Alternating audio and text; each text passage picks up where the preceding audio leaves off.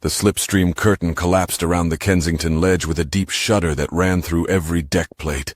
For a long second the ship hung between realities, inertial fields realigning, dampers whining as gravity reasserted itself. The hum of the engines faded into a low throb.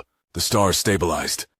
Vestan reach filled the forward display, a cold sphere haloed by thin, broken cloud banks and the faint shimmer of residual orbital dust. The planet had looked like this before they left, 4 days ago. It looked no better now.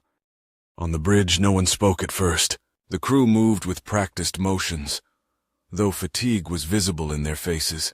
In the sluggish way, hands drifted between controls. The journey out to 33D and back had been grueling. No active rest, constant stealth protocols, hours upon hours of passive drift and watching. Now they were back where they'd started, only heavier. Rook stood in the center of the command platform, boots locked to the deck. His arms were folded behind him as his eyes swept the main display. He wanted something to have changed. Some new signal, some sign of life or movement. Instead, the surface readouts painted the same pattern. Destruction frozen in time. "Status," he said quietly. "Lieutenant Marin, helm officer, checked her readouts. Slip core is stable. Orbital vector matches initial approach profile. We're holding at 30,000 clicks above planetary equator." "Radiation background?" "Unchanged," said the sensor chief, still seeing heavy particulate scatter from the colony's main zones. "No active emissions detected." Rook exhaled through his nose, slow and controlled. "Run the comparative overlay." A series of thermal images bloomed on the display, matched against archived data from their last pass. Impact scars, collapsed habitats, wrecked transport lanes. They all lined up perfectly. Bright orange swaths against the cold blue map. Nothing new. No movement. No survivors. A murmur rippled through the bridge, low enough that it barely reached Rook's ears. He ignored it. Science Officer Malin's voice cut through the quiet from her station. "Commander, I'm seeing something in grid Theta 7. Rook turned slightly. "Define." "Pulling the last high-res scan now." Her hands moved over her console. "Most of the central structures are still radiating residual heat, enough that we can distinguish recent impact zones from long-settled areas. But one zone near the southern edge of the colony is anomalous." "Anomalous how?" "Intact." Malin brought the image onto the main screen, magnifying a wedge-shaped sector of the colony. The rest of the grid was pocked with collapsed shadows and thermal bleed. This section was clean, square outlines of roof lines, cooling towers upright, even interior walls still registered. "The med science wing," Malin said, frowning. "It's untouched." Rook stepped closer to the display. The sight was unsettling, an entire facility seemingly spared amid a landscape of ruin. "Environmental status?" "Internal temperature holding at -3°C. Minimal structural breaches. I'm not seeing any thermal spikes, no fires, no unusual energy signatures. But the equipment inside, if the power cells held, some of it could still be active." Rook's brow furrowed. "Strange it survived when nothing else did." Malin looked up. "Sir, any colony this far out would have had comprehensive science suites. If we want deeper scans of what we've retrieved." "No," Rook cut in, sharper than intended. He straightened, eyes still on the image. "We don't take anything down there. Not yet. With respect, Commander, our onboard equipment is limited. The sample bay wasn't built to analyze whatever that is in containment. Down there, we'd hopefully have full-spectrum diagnostic arrays, molecular imaging rigs, xenotech isolation labs. Those are standard colony requirements given you're on the edge of known space." "I said not yet," Rook repeated. His tone softened, but only slightly. "We don't move until we know what we're walking into, and we don't know that." Malin's hand stilled on her console. The bridge fell quiet again, save for the soft beeping of status reports. Rook felt the weight of their eyes, Malin's frustration, the crew's unspoken hunger for action. But he held his position. They'd brought back something no one understood, and he wasn't about to rush it into another unknown. "Keep scanning," he said finally. "Map every corridor in that wing. Look for breaches, thermal fluctuations, any anomalies in radiation profiles. I want it all cataloged." Malin nodded, though he could see she wasn't satisfied. "Understood, Commander." Rook returned his attention to the surface below. From this height, the scars on the planet's skin were invisible. Vestan Reach looked whole, untouched, a blue-white marble suspended in endless dark. Only the overlays betrayed the truth. Shattered structures, burnt soil, voided life signs. A soft chime signaled completion of the comparative scans. The data matched perfectly. The colony hadn't changed since their departure. It was as though time itself had stopped in the days they'd been away. Rook flexed his fingers once, then clasped them behind his back again. Maintain orbit. Level 3 alert. We keep the containment bay sealed and isolated. No external transfers. No internal movement without my approval. Aye, sir, Marin said quietly. Around him, the bridge returned to its routines, subdued but efficient. The Kensington ledge drifted in silent vigil, watching a world that offered no answers. Rook lingered by the viewport, his eyes on that intact sliver of colony. He imagined sterile white corridors buried under a kilometer of ruined structures, equipment humming softly in the dark, waiting for someone to power it back up. Malin's voice came again, softer this time. If we went down there, Commander, we might find out what happened. Rook didn't look at her, or we might find out why it happened. The bridge fell silent again. The hum of the ship seemed louder in the absence of voices. Below them, Vestan Reach turned slowly, a dead world orbiting a quiet star. Rook stayed where he was, watching, feeling the weight of decisions not yet made pressing against his chest. The comm room was dim, lit only by the blue trace of standby indicators and the faint pulse of encrypted channels ready to open. Rook sealed the hatch behind him and keyed the console, waiting for the security handshake to clear Bastion Station's directorate tier. The seconds stretched. He flexed his hands once, then stilled them on the edge of the console, eyes fixed on the faint glyph that marked the uplink. The screen blinked twice and steadied. The audio channel opened with a soft tone, followed by the quiet, deliberate cadence of Volka's voice. Commander Rook, secure line established. Rook leaned in slightly. Volk. Commander. Her voice was calm, controlled, as it had been every time they'd spoken, but there was a watchfulness in it now, a weight that pressed through the static. Report! He took a slow breath. We've returned to Vestan Reach orbit. Surface scans are unchanged. Colony remains non-responsive. We're maintaining passive watch. A faint click on her end, like she was shifting data on a slate. Copy. Your last report ended prior to confirmation of source trail pursuit. Have you completed your recon? Yes. His throat tightened, but he forced the words out evenly. We reached 33D. The silence on the line was subtle but distinct. Then, and? Rook stared at the console, the memories running through his mind in sharp fragments. You already know what's out there. Protocol, Commander, Volky said evenly. State your findings for record.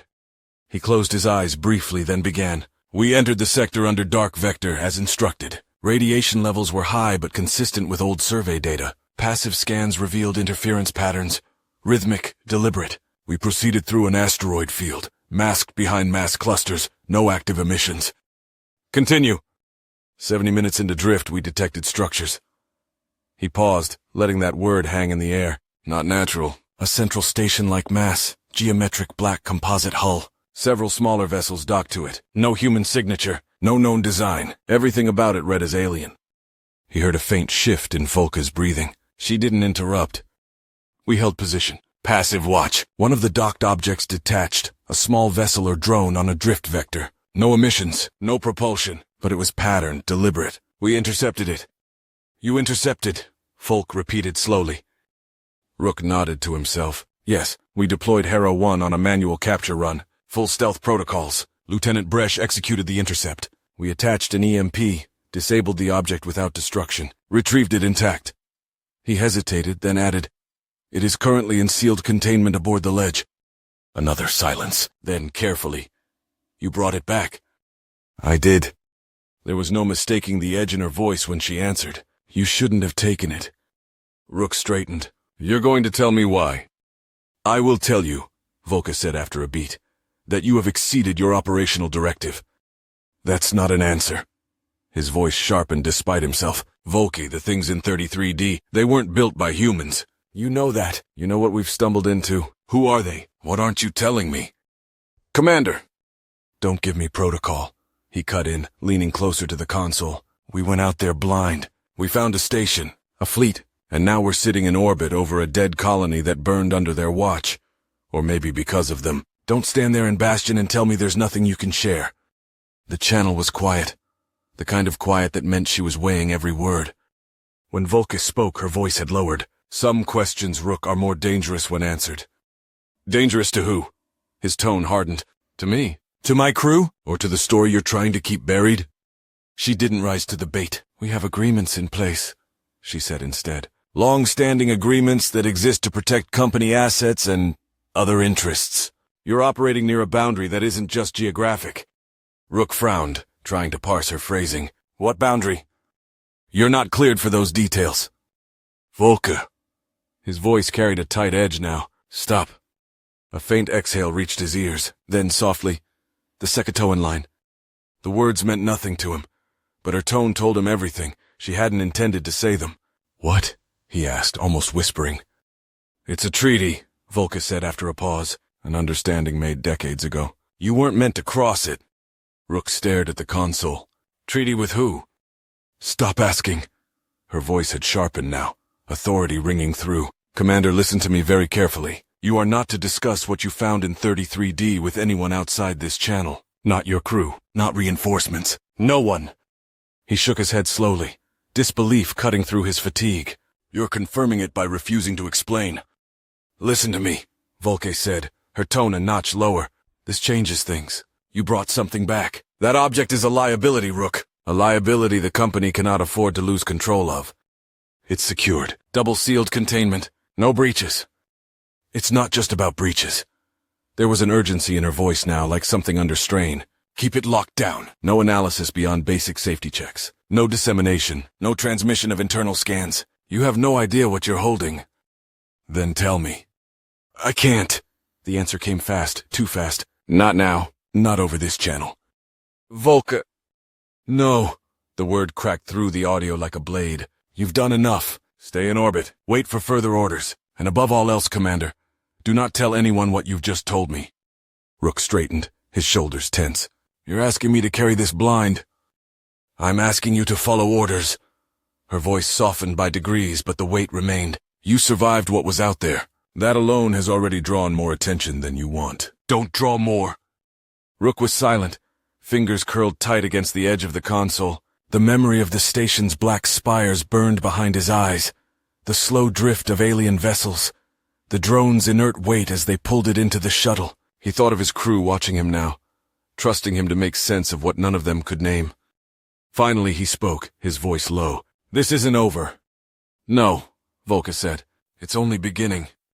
The channel stayed open for a long second after that. He could almost hear her breathing, steady but controlled, as if holding back a tide. Then the comm light shifted amber. Stand by, waiting for his sign-off. Rook didn't move. The drone in containment felt heavier now, like its presence had doubled in mass. He wanted to press her further, to force answers out of her. But he knew the pattern of her tone. He'd hit the wall of what she could say without breaking her own chains. He closed the channel without another word. The bridge lights dimmed to amber as proximity alarms pinged softly across the panels. Marin leaned over her console, double-checking vector alignments even though the computer had already done it. 3 new drive signatures bloomed on the tactical overlay, sharp and clean, emerging from the green swirl of slipspace like predators cutting through a fog. Contact, Marin said. Confirmed IFF. Primary signature, heavy cruiser class, designation Langley. Secondary, 2 Corvette-class escorts, designations Pillar and Soren. All company assets, all green. Rook stood with his hands clasped behind his back, eyes fixed on the overlay. He didn't need to ask. The comm station had already begun to scroll approach data. Formation? Standard wedge. They're slowing to matching drift, prepping comm handshake. Rook exhaled once, low. All right. Open a general channel visual. A chime pulsed through the bridge. A moment later, the main display bloomed with the sharp interior of a ship's command deck, sleek, polished, newer than the ledge by at least a decade. And in the center frame, leaning against a rail with the same easy confidence he'd had years ago, stood Caro.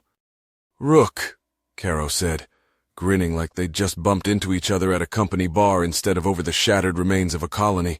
I heard you were out here causing trouble. Rook couldn't help the faint smile.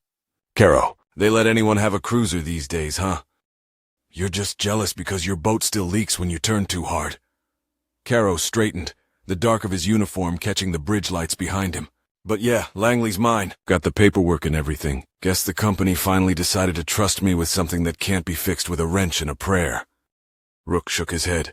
Last I saw you, you were sweating through advanced command, swearing you'd never take a post outside Earth's atmosphere. Caro laughed. Yeah, well, Then they offered me something with an actual spine and a mess hall that doesn't smell like burned coolant. What can I say? I sold out. Looks good on you, Rook said, allowing a hint of warmth to seep into his voice. He felt it. A rare thread of familiarity, a link to something outside the shadow of 33D and the dead colony below. How's the command? Caro spread his hands. Big ship, big headaches. Half my crew thinks I'm a glorified clerk. The other half thinks I'm a ghost. But she's fast. She's mean. And she hasn't let me down yet. What about you? Still running the ledge like it's a carrier from the old days? Still running it, Rook replied. She's held together. Barely. Wouldn't have expected anything else. Caro's grin softened, and he nodded once. It's good to see you, Rook. Really? You too. The moment stretched, a rare ease settling between them before duty reasserted itself. Caro straightened, business sliding back into his tone. All right, let's get to it. We picked up your status burst. Non-responsive colony, orbital anomaly. Care to fill in the blanks? Rook kept his hands behind his back, masking the weight in his chest. You're reading the situation as it stands. Vestan reach is gone. Every structure but one is in ruin. No survivors detected, no emergency transmissions. Caro's smile faded. Damn, and no word before the blackout? Nothing. Rook's voice stayed level. We made orbit, ran initial scans, confirmed total silence. That's when we found the satellite. Caro arched an eyebrow. I saw that line in your data packet. Hostile object, unknown classification. It was running cold above the colony. No transponder, no identification. Looked like debris until we got close enough to read its emissions. Then it charged. Rook paused, letting the memory sharpen. It didn't warn us. Didn't even broadcast. It just fired. Fired? Caro's tone turned incredulous. On a company ship? Precision strike. Took out a comm tower. One fatality, multiple injuries. We responded. Caro's jaw tightened. What did it belong to? That's the question, Rook said. No markings, material compositions not in our registry, and its power signature. Nothing I've seen before. Caro looked away for a moment, murmured something off-screen to someone on his bridge, then refocused. And your report says you traced its signal? Rook nodded slowly. After we disabled it, we scanned the remaining fragments. It was transmitting. Tight band, aimed into deep space. We followed the vector. Caro's eyes narrowed, but his voice stayed even. And? Rook hesitated just long enough to feel Volka's warning echo in his mind. We followed it as far as we could, he said carefully. But the trail went cold. Interference, unstable signal coherence. Nothing more we could act on at the time. Caro studied him through the screen, reading the spaces between his words. You're leaving something out. Rook held his gaze. You know how it is. Half our missions are built on fragments. This one's no different. Caro gave a short laugh. Humorless. Still the same old Rook. You used to pull that in training. Need to know, you'd say, even when we were trying to figure out how to pass fleet operations with those drunk instructors. Rook almost smiled. And you always talk too much. That's why they like me better. A faint chuckle passed between them, but the weight returned quickly. Caro's expression turned thoughtful. I'm not going to pry on an open channel, but I want more than fragments, Rook. I'm here now. I've got resources you don't, and you sound like you've seen something that's tying knots in your gut. Rook didn't look away. Maybe I have. Caro leaned closer to the screen, voice dropping. Then let's talk in person. No filters, no signals bouncing through 5 relays. Let me bring a team over. Rook considered, feeling the unspoken caution pressing against the decision. Volka's voice rang in his ears. Do not share it with anyone. But Caro wasn't anyone. He'd known him before the company stripped edges off people and turned them into tools. And Caro had a way of asking that didn't feel like pressure, just understanding. All right, Rook said finally. You come here. Smaller footprint, easier to manage. Done. Caro's smile returned, brief but real. I'll prep a shuttle. Give me an hour. Rook inclined his head. We'll be ready. Caro hesitated a moment longer, then asked, softer, Rook, what did you really find out there? Rook stared at the screen, the memories unspooling behind his eyes. The black station, the silent drones, the drone in containment, humming faintly against every instinct he had. He shook his head once. You wouldn't believe me if I told you. Volki stood in the quiet of the comm room long after the channel to Rook had closed. The amber status light faded to black, leaving only her reflection in the glass panel. Tired eyes, a neutral mask stretched over a pulse that hadn't slowed since his words. I brought something back. She pressed her palms to the table's edge, willing herself to focus, when another glyph flared to life on the console. The channel opened without ceremony. Sand's voice came through, steady and cold as always. You've spoken to him. Volka didn't turn, still watching her own shadow on the screen. He brought it aboard. Of course he did, Sand said. Rook was always going to overreach. Now we move. Volka's gaze sharpened. Move? The company shuttle is being prepped. You and I leave within the half hour. Volka finally looked up. That's impossible. The travel window is 20 days minimum. Not anymore, Sand interrupted. New prototype, new slip drive. 4 days to Vestan reach if the core holds. Volka felt the air go thin in her lungs. 4, Sand confirmed. Pack what you need. We won't be coming back soon.